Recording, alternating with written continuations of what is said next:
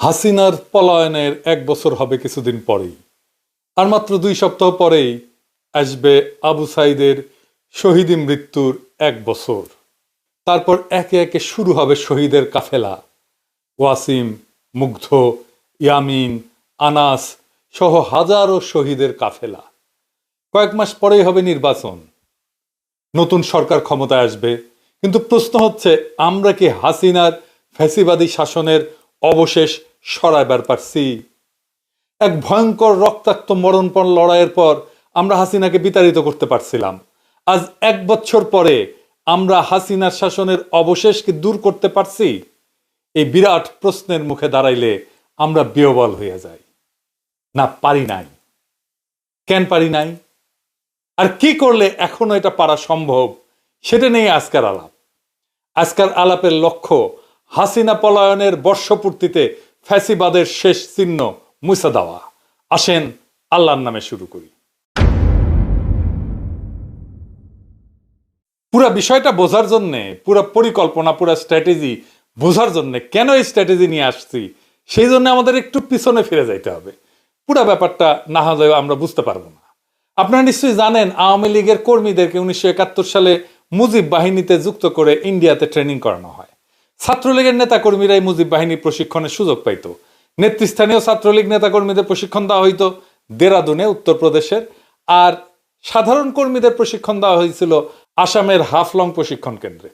এই দুই প্রশিক্ষণ কেন্দ্র সহ মুজিব বাহিনীর সামগ্রিক কার্যক্রম পরিচালিত হইত মেজর জেনারেল SS উবানের নেতৃত্বাধীন স্পেশাল ফ্রন্টিয়ার ফোর্স এবং রয়ের তত্ত্বাবধানে।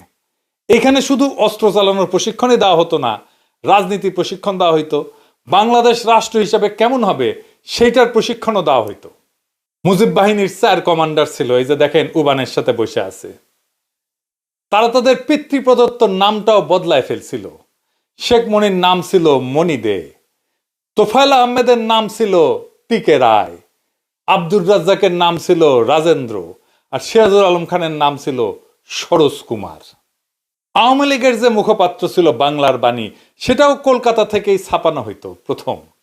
টেকাও দিত এই এই মুজিব বাহিনী পরে রক্ষী বাহিনীতে রূপান্তরিত হয়। 111-এর জেনারেল মাসুদউদ্দিন চৌধুরী রক্ষী বাহিনী থেকে আসা। এই মুজিব বাহিনী বাংলাদেশের রয়ের প্রশিক্ষিত প্রধান রাজনৈতিক শক্তি। বিজেপির যেমন RSS, ঠিক তেমনি বাংলাদেশ আওয়ামী লীগের মুজিব বাহিনী।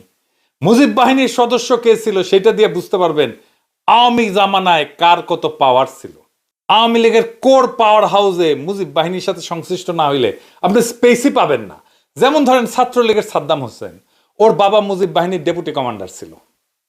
শাহজাহান খান, মোস্তফা জব্বার, মুজিবুল হক, এরাও মুজিব বাহিনীর। হাসানুল হক কিন্তু জাসদ কইরা এত গুরুত্বপূর্ণ কেন ছিল? কারণ সেও মুজিব বাহিনীর লোক। এই মুজিব বাহিনী জাসদে রূপান্তরিত হয়। এই জন্যই বলা হয় জাসদ রয়ের বিশেষ কোনো পারপাস সার্ভ করার জন্য তৈরি করা হয়েছিল। জোকার হামিদ মুজিব বাহিনীর লোক ছিল, সুপ্পু মুজিব বাহিনীর লোক ছিল। হাসিনা মুজিব বাহিনীর বাইরে কাউরে প্রেসিডেন্ট বানাইতো না শেষ দিকে। এই সুপ্পু এখনো আছে, এখনো সে বাংলাদেশের প্রেসিডেন্ট হইয়া এস আলমের কর্মচারী ছিল। মালয়েশিয়া আর দুবাইয়ের রেসিডেন্ট কিন্তু সুপ্পু একটা 3rd ক্লাস বটতলার উকিল ছিল। ওই হাসিনার পাশ হইয়া সালাম করতো, পাশ হইয়া পদধূলি নিত রেগুলার দেখা করতে গেলে। এটাই হারামজাদার কাছে শোনেন, নিজের মুখে শুনেন। গত 3 মাস ধরে মাননীয় প্রধানমন্ত্রীকে সালাম করতে গেলে উনি আমার সালাম নিতেন না। তা আমি দেখতাম যে ওনার চরণের ধুলো আমি পাই না। আমার মিশ্র প্রতিক্রিয়া হচ্ছিল যে উনি কেন আমার সালাম নেন না। না, থাক থাক বলে। শুনিছেন কি মাল? এখনো বাংলাদেশের প্রেসিডেন্ট হয়ে আছে। এই হারামজাদার অধীনে আমাদের আগামী নির্বাচন হবে, কি তামাশা! আমাদের পরবর্তী সরকার শপথ নেবে, কি মহা তামাশা! আগামী জাতীয় সংসদের প্রথম অধিবেশনে সে বক্তৃতা দেবে, আর আমাদের নবনির্বাচিত সংসদ সদস্যরা এর ভাষণের উপরে ধন্যবাদ প্রস্তাব আইনা বক্তৃতা করবে। হায় হায়, এই ছিল আমাদের কপালে। সে ছাত্রলীগ করত, সে গর্ব ভৈরা বলে, শুনেন। আপনি কি রাজনীতি করতেন? আমি বললাম, জি মাননীয় প্রধানমন্ত্রী, আমি ছাত্রলীগ করতাম। যেই বর্বর দল, যেই মাফিয়া গুন্ডা বাহিনী আজকে নিষিদ্ধ, ওরে 5ই আগস্টে পাছায় লাথি দিয়া ভাগায় দেওয়া উচিত ছিল, সেটা হয় নাই। সেটা না হওয়ার কি সমস্যা হয়েছে আপনারা পদে পদে বুঝতে পারতেছেন। কোনো কিছু করা যাচ্ছে না, না জুডিশিয়ারিতে, না আর্মিতে, না প্রশাসনে, না পুলিশে, কোথাও না। জুলাই সনদ করা যাইতেছে না, সংস্কার করা যাইতেছে না, সবকিছুর পিছনে এই সুপ্পু। এই অন্তর্বর্তীকালীন সরকার কোনো কার্যকর নিয়ন্ত্রণ প্রতিষ্ঠা করতে পারতেছে না। প্রশাসনের উপরে, ব্যুরোক্রেসির উপরে, স্টেটের উপরে, রাষ্ট্রের উপরে এই অবস্থা চলতে পারে না। এই অবস্থা আশু পরিবর্তন দরকার, যেন বিপ্লবের অসমাপ্ত কর্তব্য সম্পন্ন করতে পারি। একটা কাজ করলেই সেটা সম্পন্ন হইতে পারে। কি সেটা? রয় ট্রেনিং প্রাপ্ত ইন্ডিয়ার খাস দালাল হাসিনার পায়ের ধুলি নেওয়া থার্ড ক্লাস বটতলার উকিল, দুবাই মালয়েশিয়ার রেসিডেন্ট এস আলমের সাবেক কর্মচারী সুপ্পুরে পাছায় লাথি দিয়া বঙ্গভবন থেকে বাইর করে দেওয়া। এখন প্রশ্ন আসবে, কে হবে প্রেসিডেন্ট বাংলাদেশের? খুবই গুরুত্বপূর্ণ প্রশ্ন। এটার উত্তর আমাদের জানা আছে। কি সেই উত্তর? একজনই আছেন বাংলাদেশের প্রেসিডেন্ট হওয়ার যোগ্য, তিনি বেগম খালেদা জিয়া, যিনি আমাদের ইতিহাসের মহানায়ক, যিনি আমাদের প্রজন্মকে শিখাইছেন মাথা উঁচু করে লড়াই করতে, যিনি বলছিলেন ওদের হাতে গোলামির জিনজির, আমাদের হাতে স্বাধীনতার পতাকা, যিনি দল মতের ঊর্ধ্বে উঠা আজ জাতীয় ঐক্যের প্রতীক হয়েছেন। সেই বাংলাদেশের প্রথম নারী প্রধানমন্ত্রী, আজকে বাংলাদেশের প্রথম নারী রাষ্ট্রপতি হবেন তিনি আর প্রফেসর ইউনূস। এই দুই মুরব্বী মিলা আমাদের নতুন বাংলাদেশের সূচনায় পৌঁছে দেবেন। খালেদা জিয়া বাংলাদেশকে শুধু দিয়েই গেছেন, আমরা ওনাকে কিছুই দিতে পারি নাই। বাংলাদেশ উনাকে রাষ্ট্রপতি বানায় নিজে সম্মানিত হতে চায়। বাংলাদেশের ইতিহাসে এমন দুই নেতার অভূতপূর্ব অভিভাবকত্ব আমরা আর কোনোদিন পাবো না। আমরা এই সুযোগ হারাইতে চাই না। আমরা বেগম খালেদা জিয়ার অধীনে নির্বাচন করতে চাই। আমাদের সংসদ সদস্যরা বেগম খালেদা জিয়ার কাছে শপথ পড়ুক, এইটা আমরা চাই। আমরা সেটা দেখতে চাই। ওই শপথের মূল্য অনেক। ওনারা অভিভাবকত্বে থাকলে নির্বাচন এর চাইতে ভালো আর কখনো হবে না। কোনো পুলিশ মিলিটারি লাগবে না, এমনি এমনি শান্তিপূর্ণ এবং উৎসব মুখর নির্বাচন হবে, লিখে রাখতে পারেন। এইবার প্রশ্ন, বিএনপির কি হবে? উনি তো চেয়ারপারসন বিএনপির। ন্যাচারালি বিএনপির দলীয় পদে বেগম খালেদা জিয়া থাকতে পারবেন না। প্রেসিডেন্ট হলে সেই পদ ছাড়তেই হবে। তারেক রহমান এখন যথেষ্ট ম্যাচিউরড, উনার দলের পূর্ণ দায়িত্ব নিয়ে আগামী নির্বাচনে দলের নেতৃত্ব দেওয়া প্রয়োজন। উনি হবেন বিএনপির চেয়ারপারসন। আমাদের দেশের যত শঙ্কা সব কেটে যাবে বেগম খালেদা জিয়া যদি প্রেসিডেন্ট হন। খালেদা জিয়া মাথার উপরে আছেন, এটাই আমাদের বড় আশা, বড় ভরসার জায়গা। এটাই বাংলাদেশের নিরাপত্তা।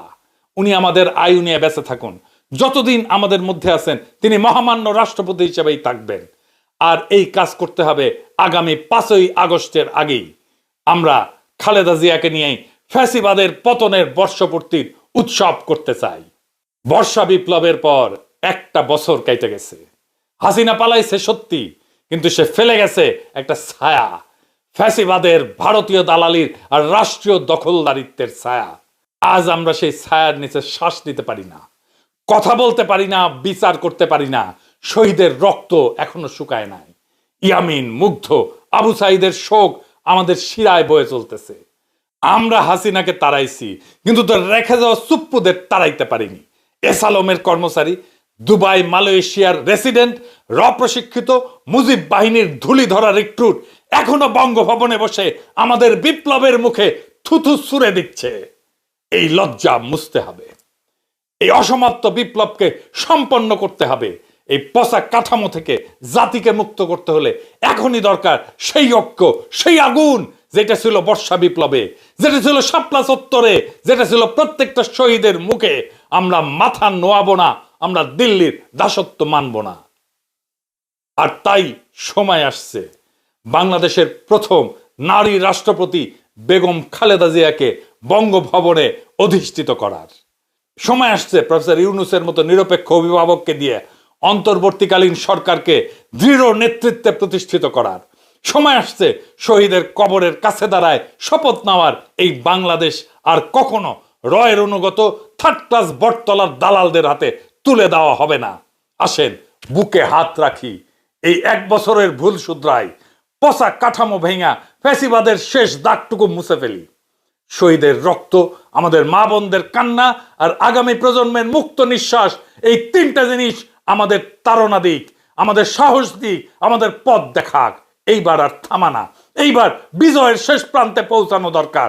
বাংলাদেশ বাঁচবে, বাংলাদেশ জায়গা উঠবে, বাংলাদেশ জিতুক। আমরা সবাই চাই বাংলাদেশকে আমরা জিতায়ে ছাড়বো ইনশাল্লাহ। ইনকিলাব জিন্দাবাদ।